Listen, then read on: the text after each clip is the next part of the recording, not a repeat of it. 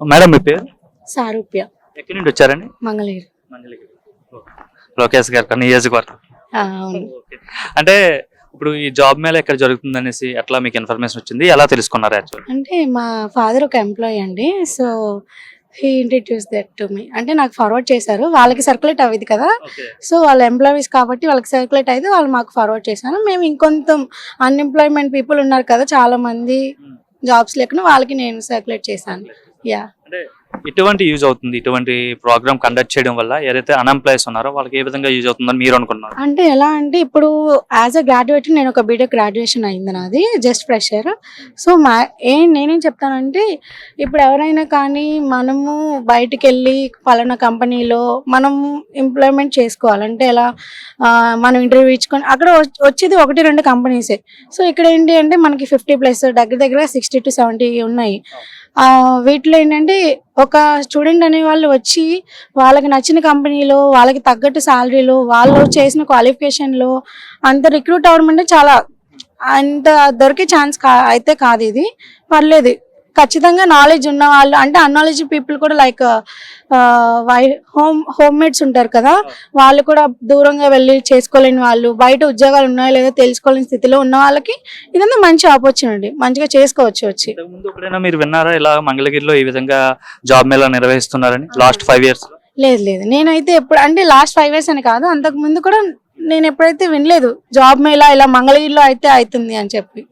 అంటే లోకేష్ గారు గతంలో హామీ ఇచ్చారనమాట, అధికారంలోకి వచ్చిన వెంటనే 20 లక్షల మందికి 20 లక్షలకు పైగా ఉద్యోగాలు ఎంప్లాయ్మెంట్ క్రియేట్ చేస్తామని చెప్పి ఆయన చెప్పారు. అందులో భాగంగా ఇది ఒక స్టెప్ అనుకోవచ్చా?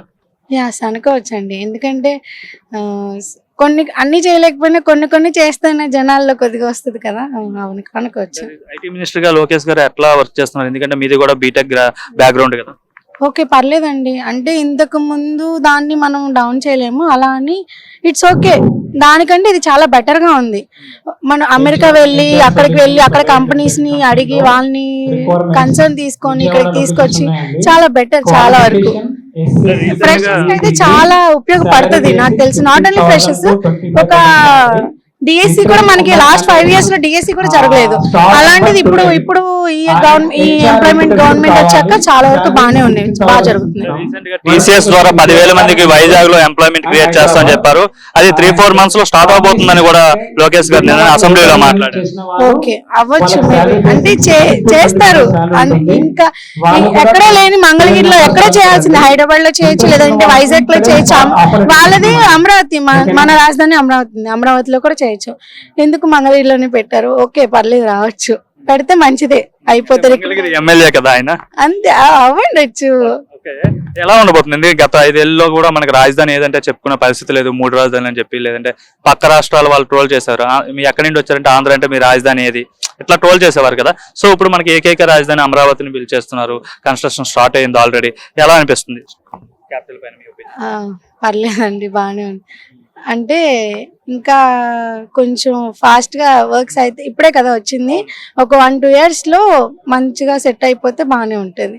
ఓవరాల్ గా ఎలా ఉంది? ఈ గవర్నమెంట్ వచ్చింది 5 months అవుతుంది, కూటమి గవర్నమెంట్ వచ్చేసి. ఎట్లా ఉంది ఈ పరిపాలన? అంటే మీకు డిఫరెన్స్ తెలుస్తుంది కదా, లాస్ట్ 5 years కి 5 months కి సంథింగ్ ఎంతో కొంత చేంజ్ ఉందా? ఉంది, నాట్ 50% అని చెప్పలేం కానీ 20 to 30% అయితే ఉంది. ఉంది, పర్లేదు, చాలా ఉంది. Hello everyone. మేడం గారు మీ పేరు? నా పేరు మణి అండి. ఏం చేస్తుంటారండి మీరు? నేను ఖాళీగానే ఉన్నాను ప్రస్తుతం. ఓకే, ఇక్కడ జాబ్ మేళా పెడుతున్నారని ఎట్లా తెలిసిందండి ఇన్ఫర్మేషన్ మీకు? అంటే ఫోన్లో వచ్చేసింది కదా, ఎక్కడికక్కడికి ఫోన్లో అట్లా వచ్చేసినాయి కదా, అట్లా చూసి వచ్చి. ఏంటంటే ఎడ్యుకేషనల్ బ్యాక్గ్రౌండ్ ఏంటండి మీది? ఎంబీఏ చేశాను. ఎప్పుడు అయ్యారండి పాస్ అవుట్ మీరు? బ్యాక్ 7 years అయింది. మరి 7 years నుండి ఇప్పుడు వరకు ఖాళీగా ఉన్నారా, లేదంటే ఆల్టర్నేట్ ఏదైనా జాబ్ చేస్తున్నారండి? అంటే ఖాళీగానే ఉన్నాం. ఈ వాలంటీర్ ఒకటి వస్తే చేసాము, చేసి అప్పుడు వాలంటీర్ అంటే వైసీపీ గవర్నమెంట్ లో. ఓకే, మరి ఎంబీఏ చేసి మరి వాలంటీర్ జాబ్ కి ఎందుకు వెళ్ళారు మీరు? అంటే చాలా సోర్స్ ఉంటది కదా. అంటే ఏమీ లేక ఏదో ఒకటి ఉపాధి కోసం ఖాళీగా ఉండే బదులు ఏదో ఒకటి చేద్దాం అంటే ఎంబీఏ చదువుకున్నారు. సో దానికి సంబంధించినవి అంటే జాబ్స్ ఏమీ రాలేదా? అంటే ఐ మీన్ అప్పుడు ఎంప్లాయ్మెంట్ ఏం లేదా ఏపీలో? లేదు సార్, అలా ఏం లేదు. వచ్చేసరికి ఇంకా కాంపిటేటివ్ ఫీల్డ్లో ఉన్నాం మేము కూడా. కాంపిటేటివ్ ఫీల్డ్లో ఉండి ఎగ్జామ్ ప్రిపేర్ అవుతాం. ఏమైనా వచ్చాయండి గత గవర్నమెంట్ లో? తీసారా నోటిఫికేషన్స్ ఏమైనా? లాస్ట్లో కానిస్టేబుల్స్ ఎస్ఐ ఒకటి తీసారు కదండి, దానికి కూడా అయిపోయినట్టున్నాయి కదా. ఆ గవర్నమెంట్ అయితే కంప్లీట్ చేయలేదు. అది కూడా చేయలేదు. ఫస్ట్ ఎగ్జామ్ అయ్యి ఖాళీగా ఉన్నాం కానిస్టేబుల్. ఓకే. ఇప్పుడు దానికి గవర్నమెంట్ వచ్చిన తర్వాత ఈవెంట్స్ కూడా నోటిఫికేషన్ రిలీజ్ చేసింది కదా కానిస్టేబుల్. అవునండి. ఎట్లా అనిపిస్తుంది, ఎలా ఉంది గవర్నమెంట్ ప్రస్తుతం దీనికోసం చూసుకుంటే, ఏదైతే జాబ్ మేళా చూసుకుంటే ఎట్లా పెడుతున్నారు? రావటం ఫస్ట్ లోనే జాబ్ మేళా కండక్ట్ చేయడం మంచిగా అనిపించింది సార్. ఇలాంటివి చేయడం వల్ల ఎవరైతే అన్ఎంప్లాయ్స్ ఉన్నారో వాళ్ళందరికీ యూజ్ అవుతుంది కదండి. యూజ్ అవుతుందని అనుకుంటున్నాం. ఇప్పుడు ఇస్తే కానీ తెలియదు కదా, ఇప్పుడు తీసుకుంటే కానీ అర్థమైంది. చాలా మందికి ఆల్రెడీ ఇంటర్వ్యూస్ ఫేస్ అయ్యి సెలెక్ట్ అయిన వాళ్ళకి కూడా ఆఫర్ లెటర్స్ ఎక్కడే ఇచ్చేస్తున్నారు కదా. ఇస్తున్నారు, ఇప్పుడే విన్నాము. ఫేక్ అనుకోవడానికి లేదు. ఫేక్ అనుకోవడానికి లేదు. ఎలా ఉంది ఈ గవర్నమెంట్? అంటే గత గవర్నమెంట్ లో 5 ఏళ్ళు మీరు వాలంటీర్ గా పనిచేశారు. సో అప్పుడు ఎలా ఉంది? ఇప్పుడు 5 నెలలు అవుతుంది కదా.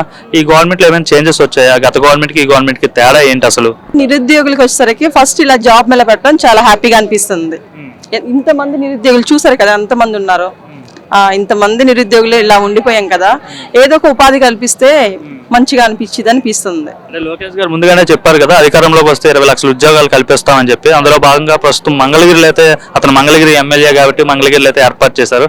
ఎలా అనిపిస్తుంది? మీరు కూడా అదే నియోజకవర్గం సంబంధించిన వాళ్ళు కాబట్టి. హ్యాపీగా అనిపిస్తుంది. ఇది ఇలాంటి వాళ్ళు ఇక్కడ ఎమ్మెల్యే ఉండడం వల్ల ఏమనిపిస్తుంది? చాలా మంచిగా అనిపిస్తుంది మాకు.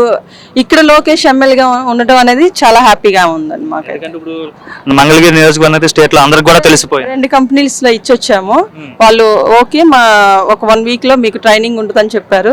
ఇదైతే చాలా హ్యాపీగా అనిపించిందండి. ఇన్ని రోజులు ఖాళీగా ఉన్నాం కదా, ఇప్పుడు హ్యాపీగా అనిపించింది. Thank you.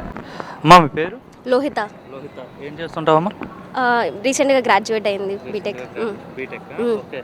ఎట్లా తెలిసింది ఇక్కడ జాబ్ మేళా నిర్వహిస్తున్నారని చెప్పి?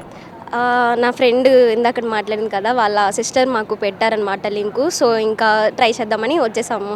ఇంతకుముందు ఎప్పుడైనా ఇక్కడ మంగళగిరిలో ఎట్లా జాబ్ మేళా నిర్వహించడం ఎప్పుడైనా చూసారా ఇక్కడ? ఇంతకుముందు ఎప్పుడు చూడలేదు. భవానీపురంలో కూడా రీసెంట్గానే ఒకటి జరిగింది. సో అక్కడ కూడా పార్టిసిపేట్ చేసాము. ఇక్కడ వెంటనే ప్లేస్మెంట్ అంటే ఆఫర్ లెటర్స్ ఇచ్చారు అక్కడ భవానీపురంలో జరిగేటప్పుడు? అక్కడ ఆఫర్ లెటర్స్ ఏమి ఇవ్వలేదు, జస్ట్ నెంబర్స్ ఇచ్చారు, మా రెజ్యూమ్స్ తీసుకున్నారు. ఎక్స్పీరియన్స్ని బట్టి కొంతమందిని సెలెక్ట్ చేసుకున్నారు అప్పటికప్పుడే. ఇంకా ఫ్రెషర్స్ని అయితే ఇంకా ఏం చెప్పలేదు. ఓకే. అయితే ప్రజెంట్ ఇక్కడైతే 50 కంపెనీకి పైగా ఉన్నాయి. ఇక్కడ 50కి పైగా కంపెనీలు ఉన్నాయి. అండ్ 5,000 మందికి ఒకే రోజులో ఎంప్లాయ్మెంట్ కల్పిస్తామని అయితే ఇక్కడ చెప్తున్నారు. ప్లస్ దానికి అందులో భాగంగానే వెంటనే ఎవరైతే ఇంటర్వ్యూ ఫేస్ చేసి సెలెక్ట్ అవుతున్నారో వెంటనే ఆఫర్ లెటర్స్ కూడా ఇక్కడ ఇష్యూ చేస్తున్నారు. ఎలా ఉంది మొత్తం ఆర్గనైజేషన్ కాబట్టి ఇక్కడ అంతా?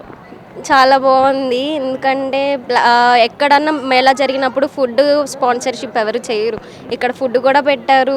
ఇంకో పక్కన అప్పటికప్పుడే కొంతమందికి సెలెక్ట్ అయిన వాళ్ళ వరకు ఇచ్చేసారు offer letters. So we feel కొంచెం బెటర్, ఎందుకంటే అప్పటికప్పుడు ఆఫర్ లెటర్ ఇవ్వడం ఎక్కడా ఉండదు. సో ఇక్కడ ఆఫర్ లెటర్స్ కూడా వెంటనే ఇచ్చారు. మాలో కొంతమందికి జాబ్ వచ్చిందని చెప్పి మేము కొంచెం ఫీల్ అవుతున్నాం హ్యాపీగా. ఓకే.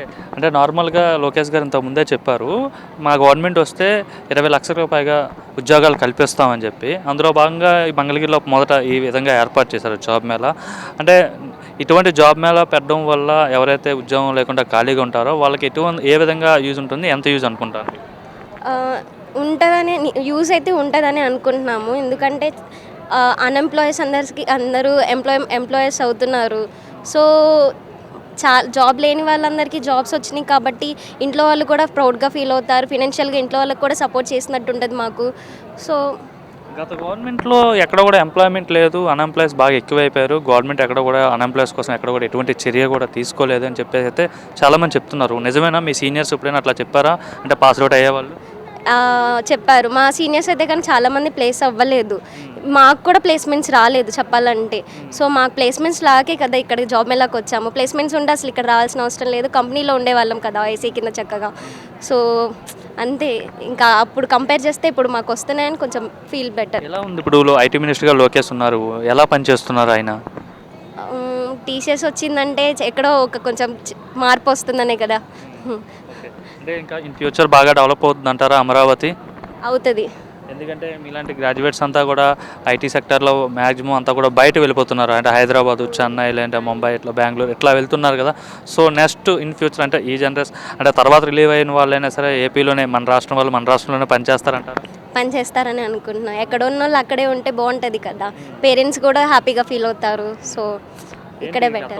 ఎక్కడ కూడా మనం బయటకు వెళ్ళినా, వేరే స్టేట్ వెళ్ళినా మీ క్యాపిటల్ ఏంటని చెప్పి చాలామంది ట్రోల్ చేసేవాళ్ళు. సో ఇప్పుడు అమరావతి క్యాపిటల్ అని చెప్పేసి అయితే బాబు గారు అనౌన్స్ చేసేసారు.